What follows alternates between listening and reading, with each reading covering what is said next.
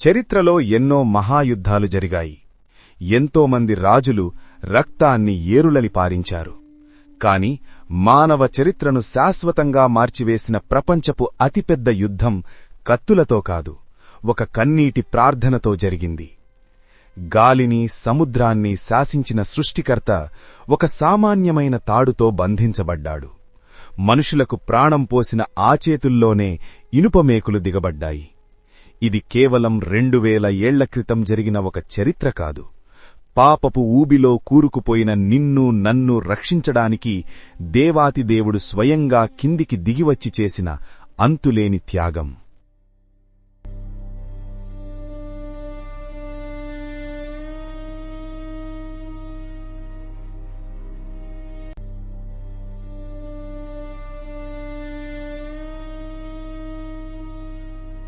ఆ వేదన, ఆ సమర్పణ. గెత్సేమనే చీకటి తోటలో రక్తపు చెమటగా మారిన కన్నేటి ప్రార్థన నుండి ఈ యాగం మొదలైంది. అన్యాయపు తీర్పులు, అపహాస్యపు మాటలు, వీపుపై విలయతాండవం చేసిన కొరడా దెబ్బల మధ్య ఆయన మౌనంగా నడిచారు. ఆయన పొందిన దెబ్బల ద్వారా మనకు స్వస్థత కలిగింది. కటిక నేలమీద ఈడ్చుకుంటూ భారమైన శిలువలు మోస్తూ యెరూషలేము వీధుల్లో ఆయన వేసిన ప్రతి అడుగు మన విముక్తి కోసం వేసిన అడుగు. గొల్గొతా కొండపై ఆకాశానికి భూమికి మధ్య వేలాడుతూ ప్రాణ సంకట స్థితిలోనూ తండ్రి, వీరేమి చెయ్యుచున్నారో వీరెరుగరు, వీరిని క్షమించు అని పలికిన ఆ క్షణం, అది కేవలం మరణం కాదు, మృత్యువుపై సాధించిన విజయం. ప్రతి శ్వాస భారమై గుండె పగిలి సమాప్తమైనది అని ఆయన తల వాల్చినప్పుడు ప్రకృతి సైతం వణికిపోయింది. ఆ క్షణం ఆయన మరణించింది కేవలం ఒక వ్యక్తిగా కాదు, సర్వలోక పాప పరిహారార్థ బలిగా. నీ కొరకు, నా కొరకు, మనందరి పాప భారమంతటినీ ఆ శిలువపై భరించిన ఆ ప్రేమమూర్తి త్యాగాన్ని తలపోద్దాం. గెత్సేమనే తోటలో మొదలై గొల్గొత్తా కొండపై ఆయన విడిచిన చివరి శ్వాస వరకు మన విముక్తి కోసం ఆయన చిందించిన ప్రతి రక్తపు చుక్క సాక్షిగా సాగిన ఈ మహాయాగంలో నాతో పాటు ఈ ప్రయాణంలో చివరి వరకు కలిసి నడవండి.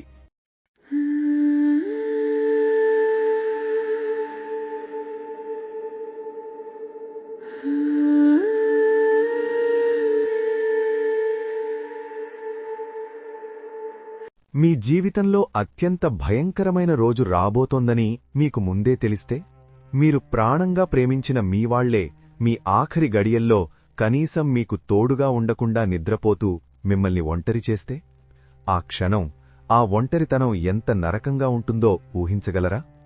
సరిగ్గా ఆ రాత్రి అదే జరిగింది.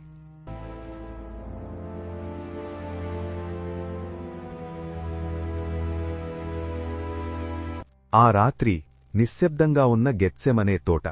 ఆ నిశ్శబ్దాన్ని భగ్నం చేస్తూ, చీకటిని చీల్చుకుంటూ వస్తున్న వెన్నెల వెలుగులో ఒంటరిగా మోకరించి నేలమీద పడి వెక్కి ఏడుస్తున్న ఒక స్వరం. ఆ స్వరం ఒక సాధారణ మనిషిది కాదు, సర్వ సృష్టిని కలుగజేసిన దేవుని కుమారుడిది. ఆయన ఏడుస్తుంది రాబోయే శిలువ మరణానికి భయపడి కాదు, వీపును చీల్చే కొరడా దెబ్బలకు కాదు. ఈ ప్రపంచంలోని దొంగలు, వ్యభిచారులు, హంతకులు, మీ మరియు నా పాప భారాన్నంతా ఆ క్షణంలో తన పవిత్రమైన భుజాలపై మోయబోతున్నాడు. ఆ వేదన ఎంత భయంకరమైనదంటే, నా ప్రాణము మరణమగునంతగా బహుదుఃఖంలో మునిగి ఉన్నది అని తన శిష్యులతో చెప్పాడు. కనీసం 1 గంట నాతో మెలకువగా ఉండండి అని బతిమిలాడాడు. కాని ఆయన శిష్యులు నిద్రపోతున్నారు. ఆ మహారోదనలో ఆయన శరీరంలో నరాలు చిట్లిపోయాయి. ఆ తీవ్రమైన ఒత్తిడికి ఆయన శరీరం నుండి వచ్చే చెమట రక్తంగా మారి నేలమీద బుట్లుబుట్లుగా పడుతోంది.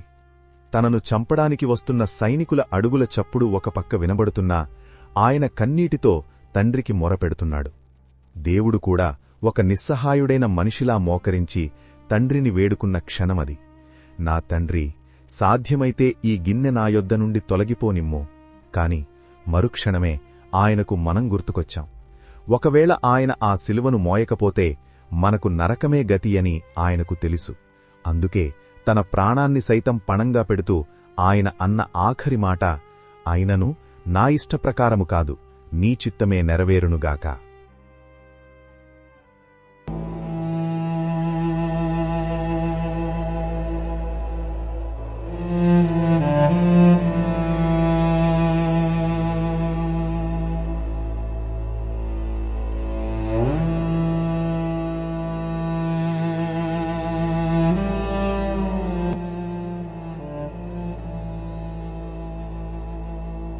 ప్రియమైన సహోదరుడా, సహోదరి, ప్రాణంగా నమ్మినవాళ్లే నిన్ను మోసం చేసి నడిసంద్రంలో వదిలేసినప్పుడు ఆ గుండెకోత ఎంత భయంకరంగా ఉంటుందో కదా. సరిగ్గా అదే వేదనను యేసయ్య గెత్సేమనేలో అనుభవించాడు. ఆయనను బంధించడానికి వచ్చింది బయటి శత్రువులు కాదు, 3 నేళ్లు తనతో పాటే ఉన్న సొంత శిష్యుడే ముద్దుతో వెన్నుపోటు పొడిచాడు.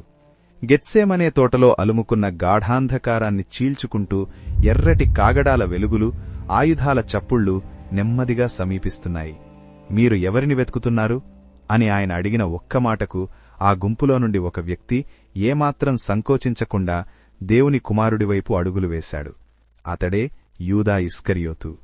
3.5 ఏళ్లుగా తన గురువుతో కలిసి నడిచిన ఆ శిష్యుడు కేవలం 30 వెండి నాణేల కోసం సృష్టికర్తను లోకానికి అప్పగించడానికి సిద్ధమయ్యాడు. లోకంలో ప్రేమకు, ఆత్మీయతకు అతిపెద్ద సంకేతమైన ముద్దును చరిత్రలోనే తొలిసారిగా ఒక భయంకరమైన ద్రోహానికి ఆయుధంగా మార్చాడు.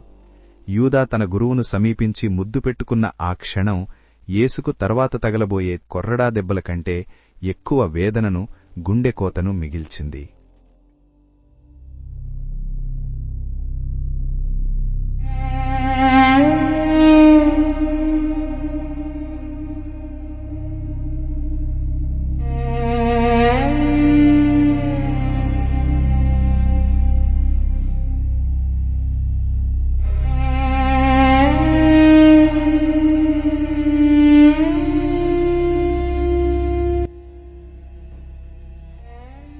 ఆ ద్రోహపు ముద్ర పడిన వెంటనే పదునైన కత్తులు, బల్లేలు పట్టుకున్న రోమా సైనికులు యేసుప్రభువును ఒక్కసారిగా చుట్టుముట్టారు.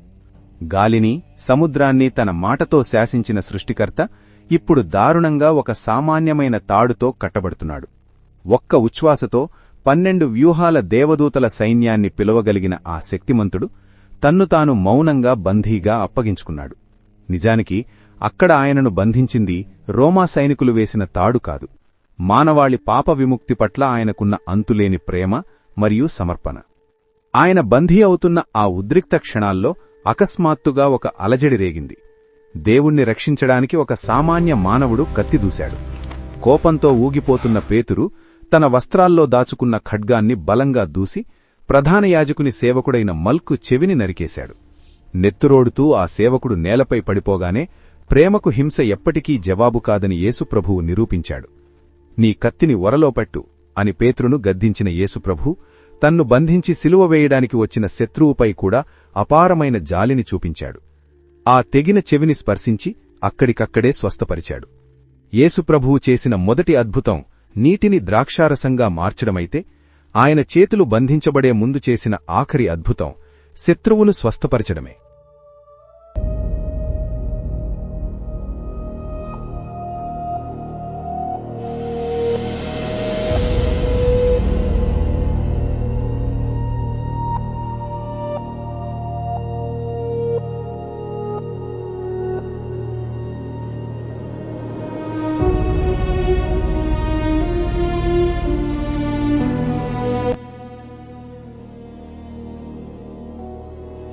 గెత్సేమనే తోటలో యేసుప్రభువును బంధించిన సైనికులు ఆయనను మొదట అన్న దగ్గరకు తీసుకువెళ్లారు.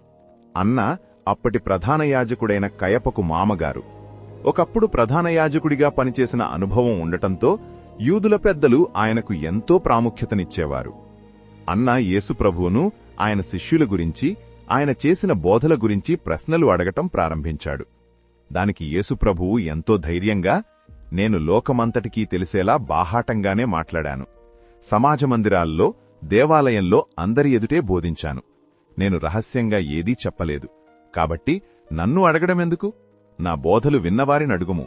నేను ఏమి చెప్పానో వారికే తెలుసు అని సమాధానమిచ్చారు. యేసుప్రభువు సత్యాన్ని పలికినప్పటికీ అక్కడ ఉన్న ఒక బంట్రౌతుకు అది నచ్చలేదు. ప్రధాన యాజకునికి ఇలాగేనా సమాధానమిచ్చేది అంటూ ఆయన బుగ్గమీద అరచేత్తో బలంగా కొట్టాడు. ఆ నొప్పిని భరిస్తూనే యేసుప్రభువు, నేను తప్పుగా మాట్లాడి ఉంటే ఆ తప్పేమిటో చెప్పు, కాని నేను నిజమే చెప్పినప్పుడు నన్నెందుకు కొడుతున్నావు అని ప్రశ్నించారు. ఆ తర్వాత అన్న యేసును బంధించిన స్థితిలోనే కయప వద్దకు పంపించాడు. యేసుప్రభువును సైనికులు తీసుకువెళుతుంటే సీమోను పేతురు మరియు మరొక శిష్యుడు యోహాను ఆయనను వెంబడించారు. ఆ రెండో శిష్యుడికి ప్రధాన యాజకునితో పరిచయం ఉండటంతో ఆయన లోపలికి వెళ్లగలిగాడు. కాని పేతురు మాత్రం బయట ద్వారం దగ్గరే ఉండిపోయాడు.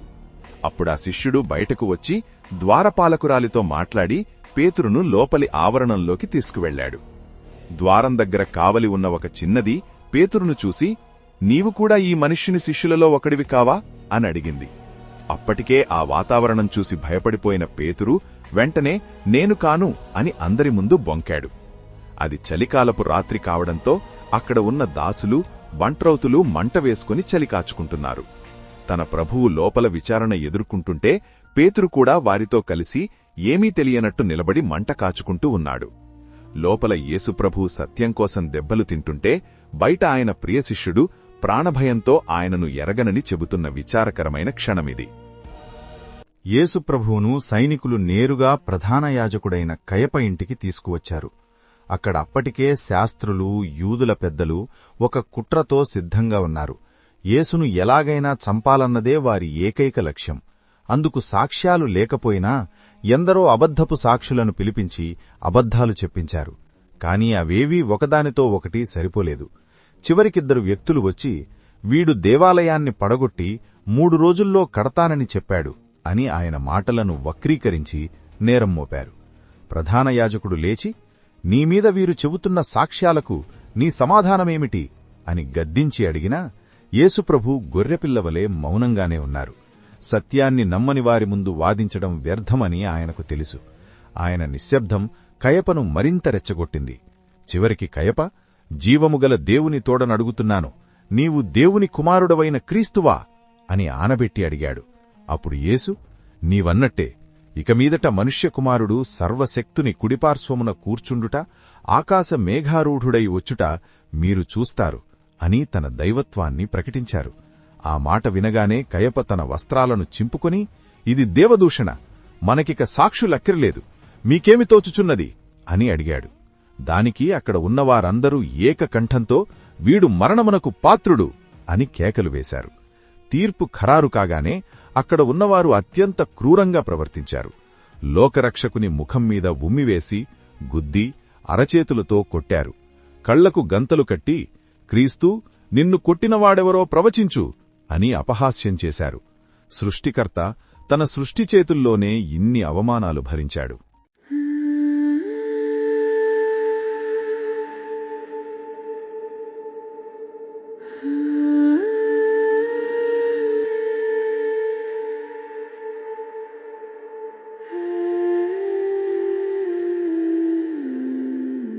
యేసు లోపల ఈ అవమానాలు భరిస్తుంటే బయట ఆవరణంలో పేతురు తన ప్రభువును ఎరగనని చెప్పే ప్రక్రియను పూర్తిచేశాడు. అన్న ఇంటి వద్ద మొదటిసారి బొంకిన పేతురు ఇక్కడ మంట కాచుకుంటూ ఉండగా మరో చిన్నది మరియు అక్కడ ఉన్నవారు, నీ పలుకు నిన్ను గుర్తిస్తోంది, నువ్వు కూడా గలిలయుడవే అని పట్టుబట్టారు. భయంతో నిండిపోయిన పేతురు శపిస్తూ ఒట్టు పెట్టుకుంటూ, ఆ మనుష్యుడెవరో నాకు తెలియదు అని 3వసారి బొంకాడు. వెంటనే కోడి కూసింది. ఆ శబ్దం వినగానే, కోడి కూయకముందే నీవు నన్ను ముమ్మారు ఎరుగనందువు అని యేసు చెప్పిన మాట గుర్తొచ్చి పేతురు తట్టుకోలేక బయటకు వెళ్లి వెక్కి వెక్కి ఏడ్చాడు.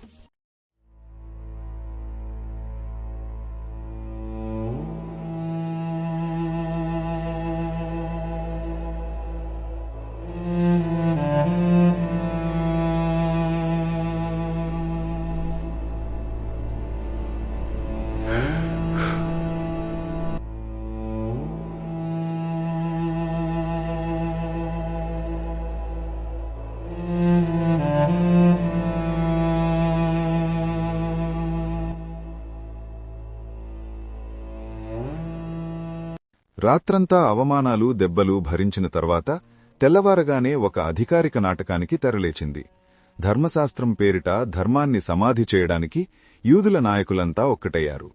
యూదుల చట్టం ప్రకారం రాత్రిపూట విచారణ చేయడం అక్రమం. అందుకే ఆ అక్రమ తీర్పుకు చట్టబద్ధత కల్పించడానికి తెల్లవారగానే ప్రధాన యాజకులు, పెద్దలు, శాస్త్రులు అందరూ కలిసి మహాసభ సాన్హెడ్రిన్ సమావేశపరిచారు. యేసుప్రభువును మళ్లీ వారి మధ్యకు తీసుకువచ్చి, నీవు క్రీస్తువైతే మాతో చెప్పు అని నిలదీశారు. దానికి యేసుప్రభువు, నేను మీతో చెప్పినను మీరు నమ్మరు, అయితే ఇక మీదట మనుష్యకుమారుడు దేవుని శక్తిగల కుడిపార్శ్వమున కూర్చుండును అని గంభీరంగా జవాబిచ్చారు.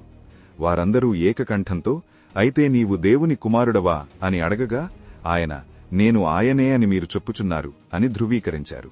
అంతే, ఇక సాక్షులతో పనేముంది, మనమే స్వయంగా విన్నాము గదా అని వారు ముగించారు.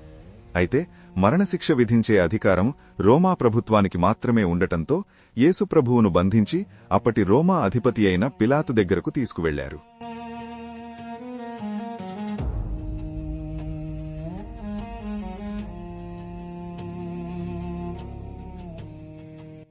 పిలాతు ముందు వారు యేసు ప్రభువుపై తీవ్రమైన రాజకీయ ఆరోపణలు చేయడం ప్రారంభించారు.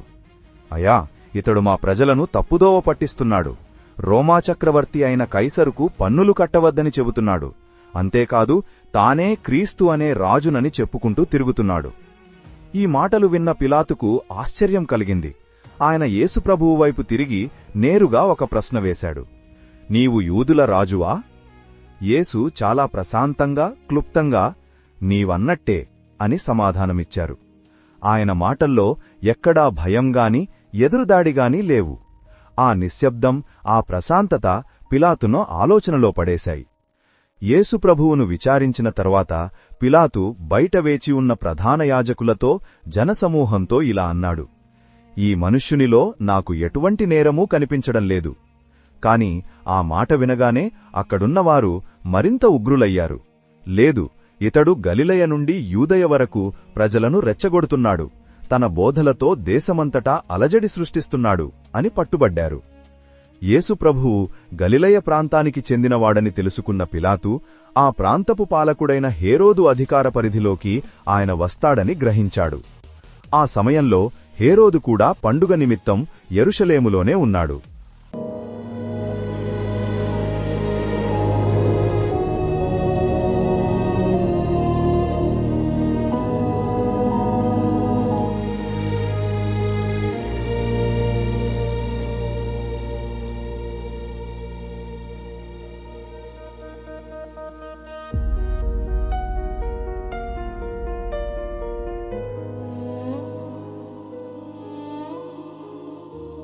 హేరోదు యేసుప్రభువును చూడగానే ఎంతో సంతోషించాడు. ఎందుకంటే యేసుప్రభు చేస్తున్న అద్భుతాల గురించి విన్న హేరోదు తన ముందు కూడా ఏదైనా అద్భుతం చేస్తాడేమో అని ఆశపడ్డాడు. హేరోదు ఎన్నో ప్రశ్నలు అడిగినప్పటికీ యేసుప్రభు ఒక్క మాట కూడా ప్రత్యుత్తరమివ్వలేదు. దీనితో హేరోదుకు మరియు అతని సైనికులకు కోపం వచ్చి యేసును తృణీకరించి పరిహసించారు. ఆయనను అవమానించడానికి ఒక మెరిసే రాజవస్త్రాన్ని తొడిగించి వెక్కిరిస్తూ తిరిగి పిలాతు దగ్గరకు పంపారు. ఆశ్చర్యకరమైన విషయం ఏమిటంటే, ఆ రోజు వరకు శత్రువులుగా ఉన్న పిలాతు, హేరోదులు ఈ సంఘటనతో మిత్రులయ్యారు.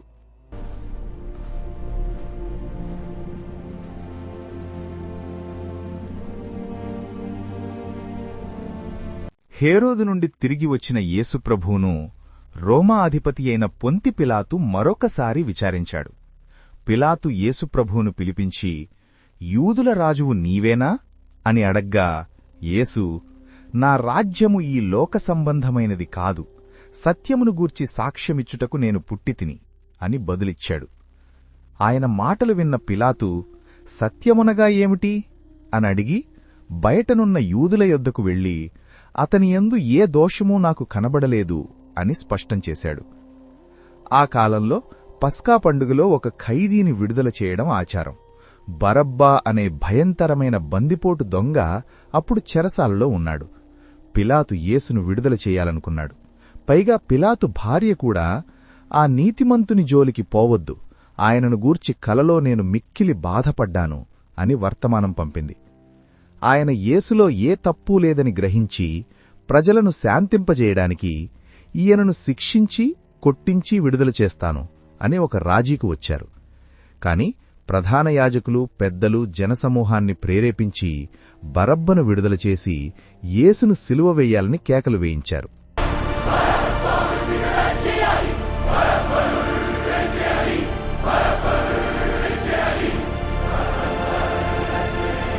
యేసును సిలువ వేయాలి,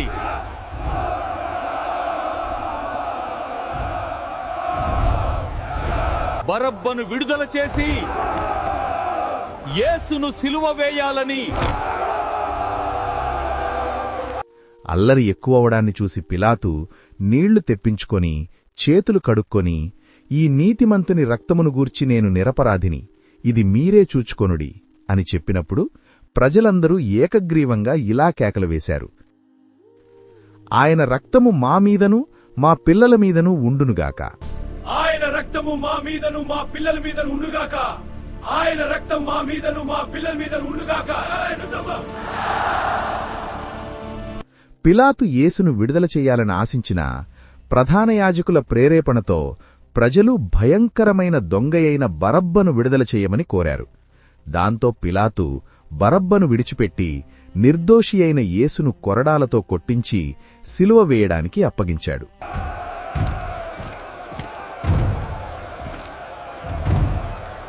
పిలాతు ఆజ్ఞ ప్రకారం సైనికులు యేసును కోటలోపలికి, ప్రేతోర్యమనే ప్రాంగణములోకి తీసుకువెళ్లారు. అక్కడ వారు ఆయనను అవమానించడానికి ఇలా చేశారు: ఆయన వస్త్రాలను తీసివేసి ఊదారంగు లేదా ఎర్రని వస్త్రమును ధరింపజేశారు. ముండ్ల కిరీటాన్ని అల్లి ఆయన తలమీద పెట్టారు. ఆయన కుడిచేతిలో ఒక గచ్చకాయను, రెల్లును ఉంచి ఆయన ఎదుట మోకాళ్లోని, యూదుల రాజా, నీకు శుభము అని పరిహసించారు. ఆయన మీద ఉమ్మివేసి ఆ రెల్లును తీసుకుని ఆయన తలమీద కొట్టారు.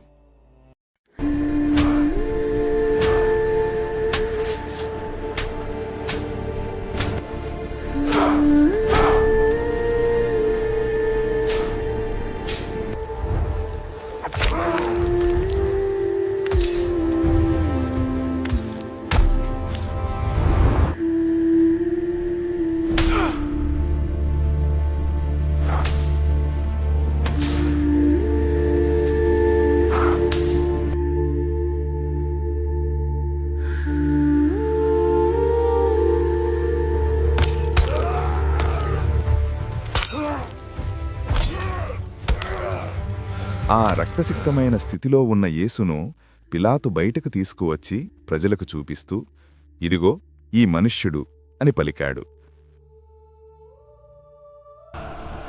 ఇదిగో ఈ మనుష్యుడు, ఇతను ఏ తప్పు చేయలేదు. ఆయన ఉద్దేశం యేసు పడుతున్న బాధను చూసి ప్రజలు జాలిపడతారని. కాని ప్రధాన యాజకులు, బంట్రౌతులు ఆయనను చూడగానే సిలువవేయుము, సిలువవేయుము అని మరింత గట్టిగా కేకలు వేశారు.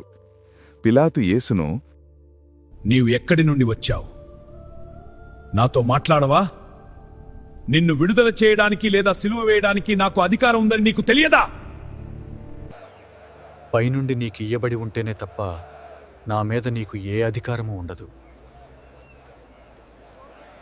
పిలాతు యేసును విడుదల చేయడానికి తీవ్రంగా ప్రయత్నించాడు. కాని యూదులు, నీవు ఇతరిని విడుదల చేస్తే కైసరుకు అనగా చక్రవర్తికి స్నేహితుడవు కావు అని బెదిరించారు. రాజకీయ భయంతో పిలాతు గబ్బత అనగా రాళ్లు పరిచిన స్థలం అనే చోట న్యాయపీఠం మీద కూర్చున్నాడు. పస్కా సిద్ధపరచు దినమున ఉదయం 6 గంటల సమయంలో పిలాతు, ఇదిగో మీ రాజు అని ప్రకటించాడు. దానికి వారు, ఇతనిని సంహరించుము, సిలువ వేయుము, మాకు కైసరు తప్ప వేరొక రాజు లేడు అని కేకలు వేశారు. చివరికి పిలాతు వారి ఇష్టానికి లొంగిపోయి యేసును సిలువ వేయడానికి వారికి అప్పగించాడు.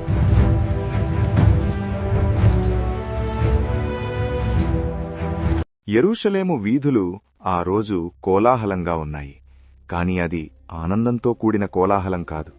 లోకరక్షకుడైన యేసుక్రీస్తును సిలువ వేయడానికి తీసుకువెళ్తున్న సమయమది. అన్యాయంగా మోపబడిన నిందలు, కొరడా దెబ్బలతో యేసుప్రభు శరీరం రక్తసిక్తమైంది. బరువైన సిలువను ఆయన భుజంపై ఉంచారు. ఆ చెక్క భారానికే కాదు, లోకంలోని సమస్త మానవాళి పాపభారాన్ని మోస్తూ ఆయన అడుగులు వేశారు. దారి పొడవున అవమానాలు, పరిహాసాలు ఎదురైనా ఆయన మౌనంగానే ఉన్నారు. శరీరంలో సత్తువలేక ఆయన కిందపడ్డారు. అయినా మన రక్షణ కోసం మళ్లీ పట్టుదలతో లేచి నిలబడ్డారు.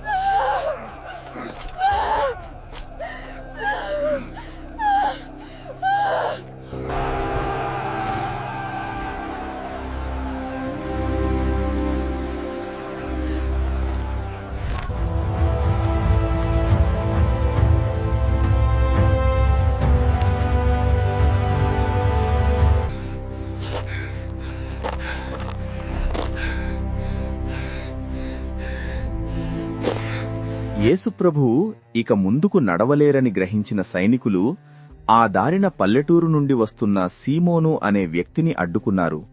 ఆయన కురేనీ దేశస్థుడు. ఏ పాపమూ ఎరగని ఆ వ్యక్తి మీద బలవంతంగా యేసుప్రభువు మోస్తున్న శిలువను ఉంచారు. సీమోను మొదట భయపడి ఉండవచ్చు, కాని ఆ క్రీస్తు వెనుక శిలువ మోస్తూ నడుస్తున్నప్పుడు ఆయనకు తెలియకుండానే ఒక గొప్ప ధన్యతను పొందాడు.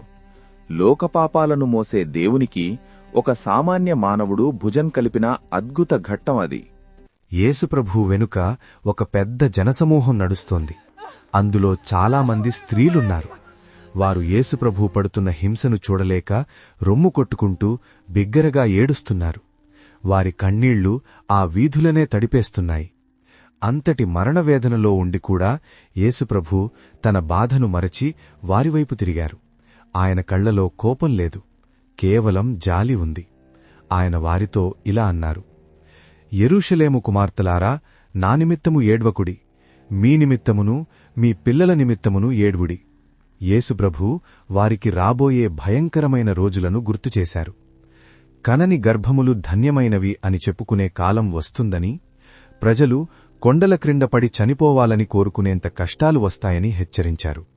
ఆయన ఒక గొప్ప నిగూఢమైన మాట చెప్పారు: వారు పచ్చిమ్రానుకే, అంటే ఏ పాపం లేని నాకే ఇలాంటి శిక్ష విధిస్తే, ఎండిన మ్రానులాంటి పాపులైన వారికి ఇంకెంత భయంకరమైన శిక్ష పడుతుంది. ఆ మాటలు విన్న స్త్రీల హృదయాలు భారమయ్యాయి. తన ప్రాణం పోతున్న తరుణంలో కూడా రాబోయే తరాల క్షేమం గురించి ఆలోచించిన ఆ దయామయుడి గొప్పతనం ఆ రోజు యెరూషలేము వీధుల్లో మారుమోగింది. ఎండ తీక్షణంగా ఉంది. కాని యెరూషలేము బయట ఉన్న ఆ కపాలస్థలము లేదా గొల్గొతా కొండపై మాత్రం ఒక భయంకరమైన నిశ్శబ్దం ఆవలించింది. అక్కడ 3 వ్యక్తులు సిలువ వేయబడ్డారు. 2 దొంగల మధ్య ఏ పాపం ఎరుగని దేవుని కుమారుడు ఒక ఘోర పాపిగా నిలబెట్టబడ్డారు. సైనికులు ఆయన వస్త్రాలను పంచుకుంటూ చీట్లు వేసుకుంటున్న ఆ క్రూరమైన సమయంలో, చేతులు కాళ్లలో మేకులు దిగబడుతున్న ఆ అపరిమితమైన వేదనలో కూడా, తండ్రి, వీరేమి చేయుచున్నారో వీరెరుగరు గనుక వీరిని క్షమించుము అనే ప్రేమపూర్వకమైన ప్రార్థన వినిపించింది. అది లోకం ఎన్నడూ చూడని క్షమాగుణం. సిలువ చుట్టూ ఉన్న జనం, అధికారులు, సైనికులు ఆయనను చూసి హేళన చేశారు. నీవు దేవుని కుమారుడివైతే సిలువ దిగిరా అని సవాలు విసిరారు. ఆయన తలపైన ఇతడు యూదుల రాజైన యేసు అనే నామఫలకం ఆయన రాజరికాన్ని పరిహసిస్తోంది. అక్కడ ఉన్న 2 దొంగలలో ఒకరు ఆయనను నిందించగా మరొకరిలో మార్పు వచ్చింది. యేసు, నీ రాజ్యముతో వచ్చినప్పుడు నన్ను జ్ఞాపకము చేసుకొనుము అని వేడుకున్న ఆ పాపికి క్రీస్తు వెంటనే వాగ్దానం చేశారు: నేడు నీవు నాతో కూడా పరదైసులో ఉండెదవు. మరణశయ్యపై ఉన్న వ్యక్తికి కూడా నిరీక్షణనిచ్చే దైవం ఆయన. శిలువ కింద తన తల్లి మరియమ్మ కన్నీరు మున్నీరవుతోంది. తన ప్రాణం పోతున్న తరుణంలో కూడా తల్లి వేదనను గమనించిన యేసు ప్రభు తన ప్రేమపాత్రుడైన శిష్యుడిని చూసి, అమ్మా, ఇదిగో నీ కుమారుడు, ఇదిగో నీ తల్లి. తన మరణం తర్వాత కూడా తన వారిని అనాథలుగా విడిచిపెట్టని అపురూపమైన బాధ్యత అది.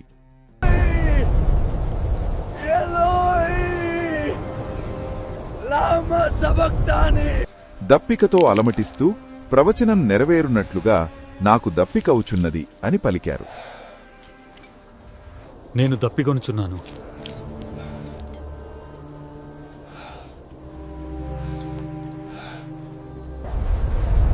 సమాప్తమైనది. తండ్రి, నీ చేతులకు నా ఆత్మను అప్పగించుకొనుచున్నాను అని ప్రార్థించి ప్రాణము విడిచాడు. ఆయన మరణించగానే దేవాలయములోని తెర పైనుండి క్రింది వరకు 2గా చినిగింది. భూమి కంపించింది. బండలు బద్దలయ్యాయి. సమాధులు కెరుచుకుని చనిపోయిన చాలామంది పరిశుద్ధులు సజీవులుగా బయటకు వచ్చారు. ఆ భయంకరమైన, ఆశ్చర్యకరమైన దృశ్యాలను చూసిన రోమా శతాధిపతి సైతం భయంతో వణికిపోయి, నిజముగా ఈయన దేవుని కుమారుడే అని సాక్ష్యమిచ్చాడు. యూదుల ధర్మశాస్త్రం ప్రకారం సూర్యాస్తమయం తర్వాత విశ్రాంతి దినం ప్రారంభమవుతుంది. శవాలు శిలువపై వేలాడుతూ ఉండటం అపవిత్రమని, అది దేశానికి శాపమని భావించిన అధికారులు ఆ దేహాలను వెంటనే తొలగించాలని పిలాతును కోరారు. సాధారణంగా శిలువ వెయ్యబడిన వారి కాళ్లు విరగ్గొట్టి చంపేసేవారు.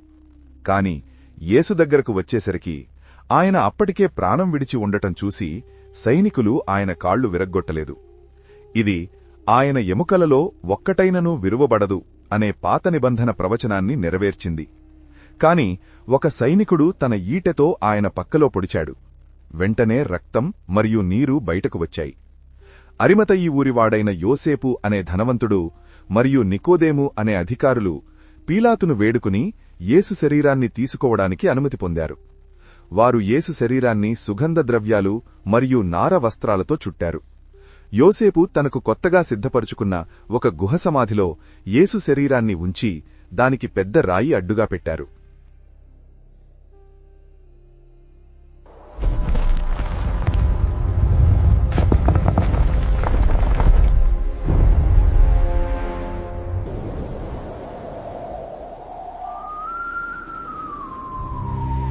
ప్రియమైన సహోదరుడా, సహోదరి, ఈ లోకంలో నిన్ను ఎవరూ పట్టించుకోవడం లేదని, నిన్ను ఎవరూ ప్రేమించడం లేదని ఒంటరితనంతో కుమిలిపోతున్నావా?